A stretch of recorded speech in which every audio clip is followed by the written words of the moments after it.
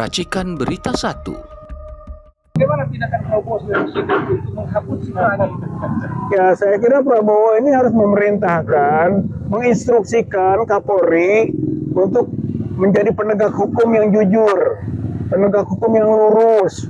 Jangan menjadi bagian dari kepentingan-kepentingan politik atau kepentingan bisnis.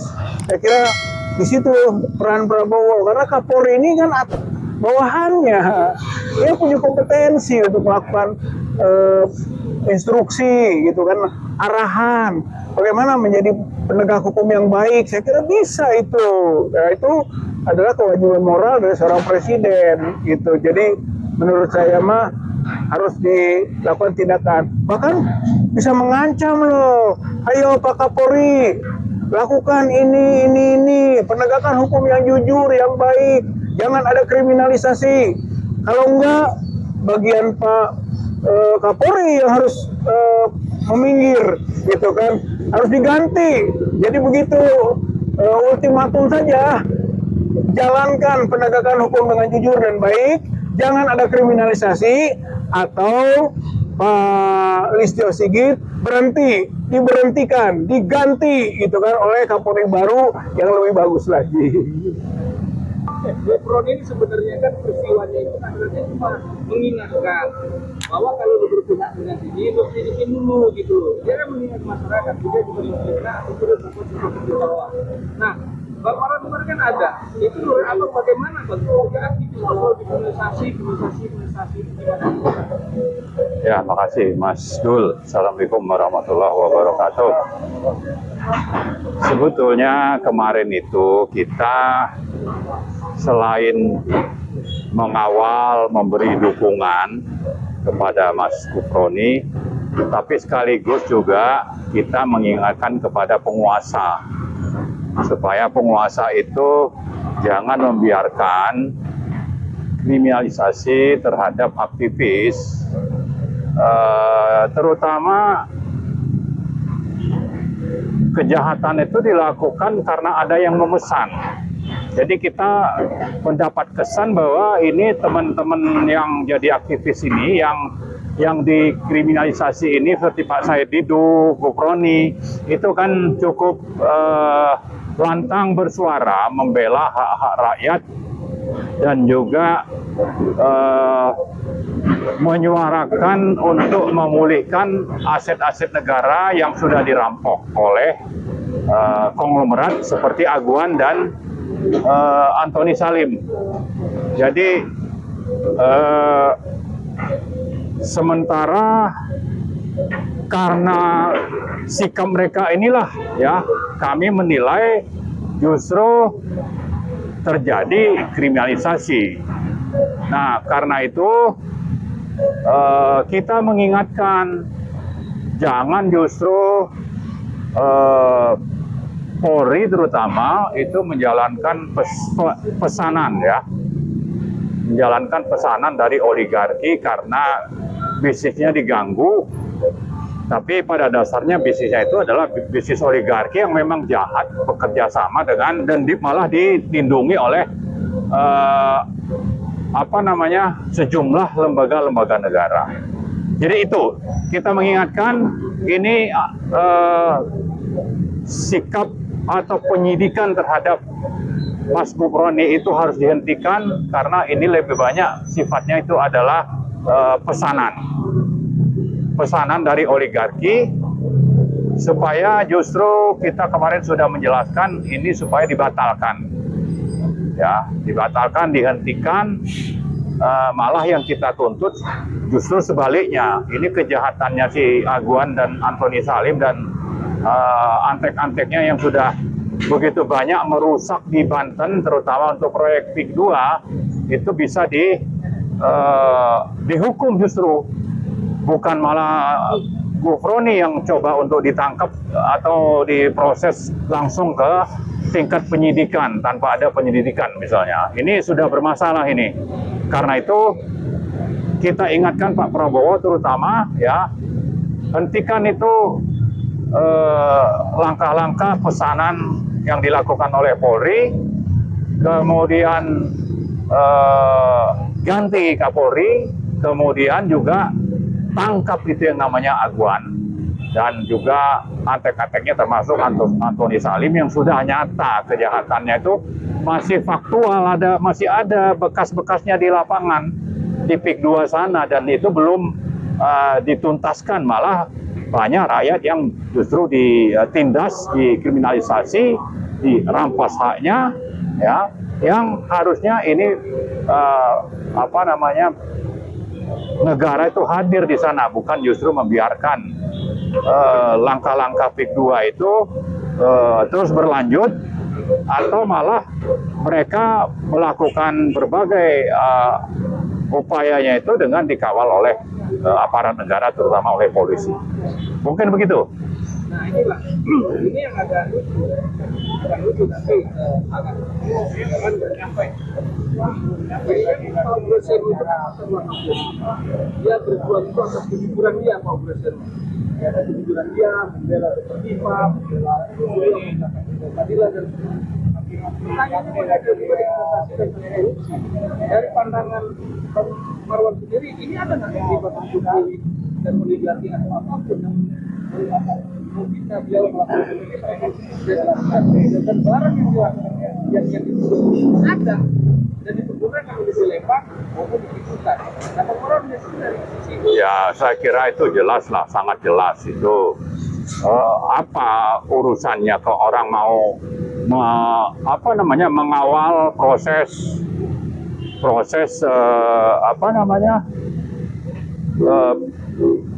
pemeriksaan ya terhadap Pak Ugro itu, ingin kepada teman-teman yang ada di tersangka kasus ijazah palsu. Pak Ugro ini kan melakukan itu, dia mengawal supaya ini prosesnya sesuai dengan aturan yang berlaku. Lalu dia sampai juga hadir misalnya di Polda, kemudian juga di rumah sakit ya. Tapi justru karena apa yang dilakukan itu malah dia dipanggil diproses atas kasus yang sebetulnya sudah terjadi 15 tahun yang lalu, dan dia bukan sebetulnya penanggung jawab dari proyek pembebasan tanah itu gitu. Jadi ini sebetulnya bentuk dari kriminalisasi lagi gitu. Kalau tadi kepada misalnya dulu Pak Said Didu, Bu Floni, nah sekarang kepada Pak Ugro. Kenapa? Karena coba untuk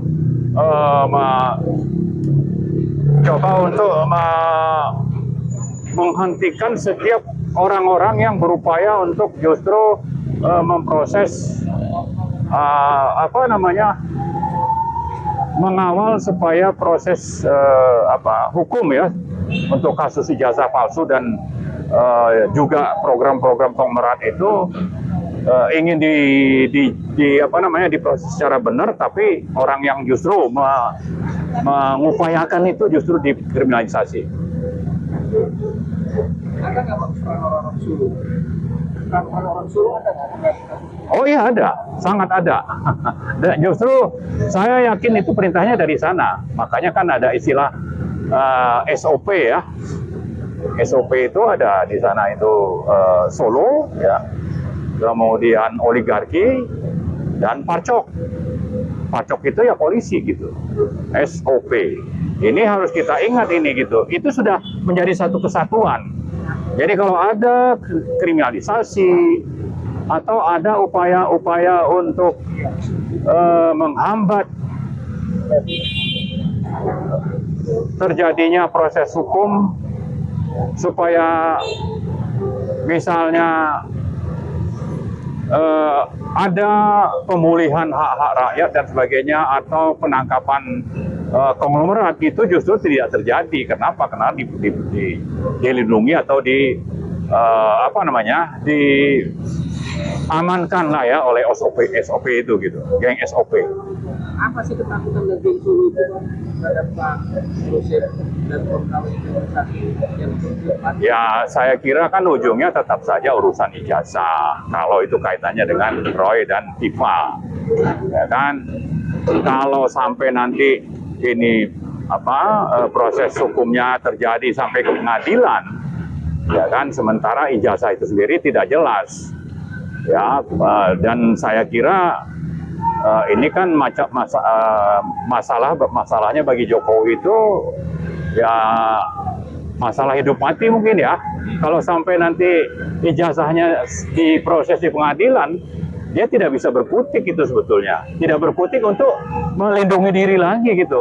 Dan proses peradilan itu kan bisa saja nanti disaksikan oleh seluruh rakyat Indonesia, bukan cuma di Indonesia ini ya, mungkin juga dari luar negeri itu akan memperhatikan itu gitu. Jadi ini akan sangat pertaruhannya sangat tinggi lah bagi Jokowi untuk supaya tidak pernah terjadi yang namanya peradilan atau proses pembuktian ijazah itu di pengadilan. Itu pasti akan dicegah. Tapi sebaliknya kita tidak akan berhenti.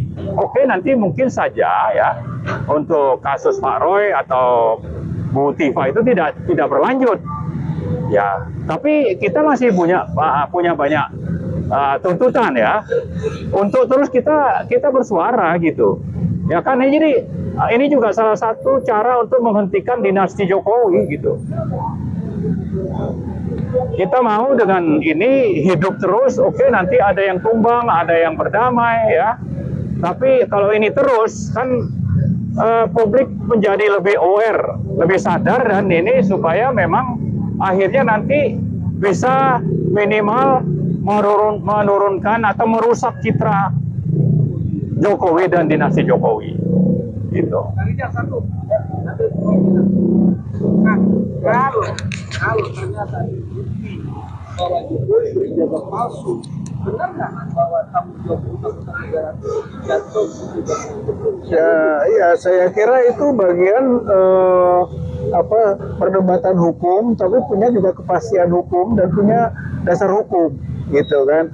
Karena apa? Karena dari sisi kebijakan yang dahulu itu tidak absah, gitu kan, dikeluarkan oleh orang yang tidak absah, gitu kan. Maka kalau orang yang tidak absah, produknya kan tidak absah, gitu. Itu mah hal yang logika hukum sederhana, tapi juga memiliki dukungan hukum dari ahli-ahli hukum pastinya mengenai konteks perdebatan hukum itu. Tapi bagi kelompoknya Termul misalnya ya, atau mereka yang membela Jokowi, mereka mengatakan kan baru ketahuan palsunya sekarang, gitu. Bisa saja kan, kemudian kan yang dulu belum, berarti baru ke depan lah gitu kan, yang bisa lepas dari tanggung jawabnya. Ya namanya juga orang cari-cari alasan gitu kan. Tapi kalau kita gitu kan meyakini, oh nggak bisa dong, semua kebijakan yang lalu harus dipertanggungjawabkan. Mungkin saja secara personal gitu, secara institusional tidak sah. Bagaimana kita bisa menerima kesahan dari orang yang tidak sah? Gitu sebetulnya mah. Dan itu akan menjadi domain ya, nanti domain terbesar lah dari pendapat umum yang akan memperjuangkan terus itu adalah pertanggungjawaban individual, yaitu Joko Widodo. Itu kan perbuatan kriminal, pidana. Pemalsuan itu pada dasarnya adalah tindak pidana yang harusnya dihukum. Kalau menurut Kuhap itu minimal 6 tahun. Ya hukum tentu ya. Itu harus dihukum. Kalau Jokowinya dihukum, Iya, produknya gitu kan. Nah, ini Iya. yang Yang mungkin lebih masalah itu kan susah untuk nanti. Saya kira kalau tingkat presiden sudah melakukan kejahatan seperti itu, maka tidak cukup hanya pidana pemalsuan sebetulnya. Lebih pantas untuk dihukum mati. Ya, hukum gantung itu tuh lebih pantas. Kenapa? Karena ya coba aja hasilnya seperti apa. Ya kan, korupsi, lalu ingin mempertahankan dinasti Jokowi, itu semuanya kan berpangkal dari palsunya ijazah tadi. Memang tidak qualified gitu. Jadi orang yang tidak qualified banyak merusak bangsa, ya kan, merugikan rakyat, merugikan negara, yang harusnya hukumannya itu hukum mati. Iya. Jadi Pak Jokowi ini homo slowensis, manusia purba. Jadi jangan sampai dianulir, gitu. Betul. Jangan sampai dianulir, jangan dimaafkan, gitu kan. Dia homo slowensis yang kekinian. Gitulah. Bang Marwan, menurut Bang Marwan, pandangan Bang Marwan ini bukan prediksi tapi pandangan. Menurut Bang Marwan, Prabowo bermain nggak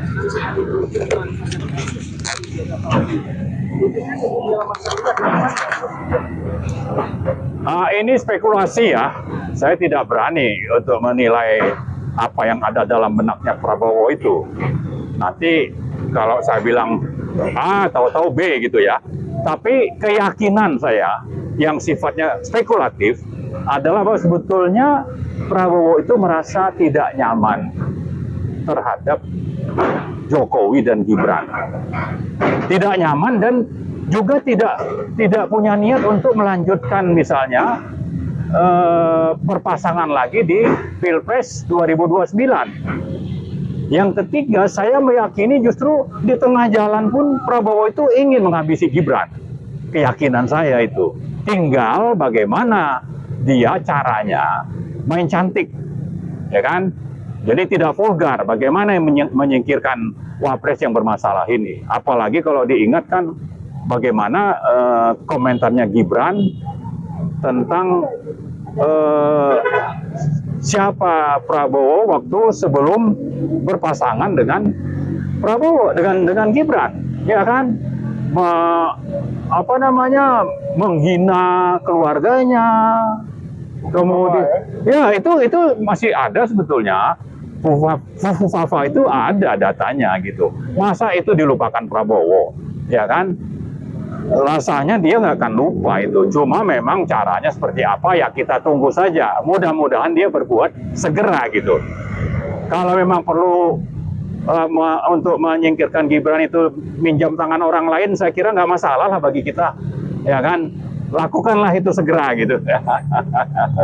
Ya Pak, gitu Pak ya? setuju? Setuju. Jadi ini kita juga datang ke kantor Wapres ini kan dalam rangka itu sebetulnya. Ini udah tidak layak ini. Melalui putusan MK 90 kan sudah sangat jelas. Belum lagi kalau bicara pasal 7 tentang pemakzulan presiden dan wakil presiden, itu ada misalnya cukup dengan 2 delik. Dulu waktu membahas ini setahun yang lalu, kita sebutkan ada 6 delik atau alasan kejahatan untuk pemakzulan Gibran sesuai dengan pasal 7 Undang-Undang Dasar 45. Jadi sudah berlebihan sebetulnya alasan untuk pemakzulan itu. Ya tinggal sekarang ya mungkin kita kesini dulu pemanasan. Nanti harapannya kita bisa datang ke MPR ya, GMKR atau teman-teman dari Bandung, datang ke fraksi-fraksi. Mungkin sekarang mereka siap-siap juga itu gitu. Konsolidasi ya. Untuk apa ya? Untuk siapa dapat apa kan gitu. Karena bagi mereka juga kan ini masalah politik ya, punya kepentingan politik juga. Dan rasanya juga memalukan kalau mereka membiarkan wakil presiden yang seperti itu menjadi wakil presiden Republik Indonesia. Partai-partai itu juga rasanya, saya yakinlah tidak akan nyaman itu, ya memalukan gitu, partai seperti itu. Cuma ya mungkin ada komitmen di awal dulu, ya kan. Tapi politik ya kalau memang harus bubar di tengah jalan, ya komitmen itu ya bubar aja. 2 tahun cukup lah. Ya kan, habis itu nanti ada proses pemakzulan harapan kita dalam waktu dekat. Amin. Oleh partai-partai. Amin. Ya.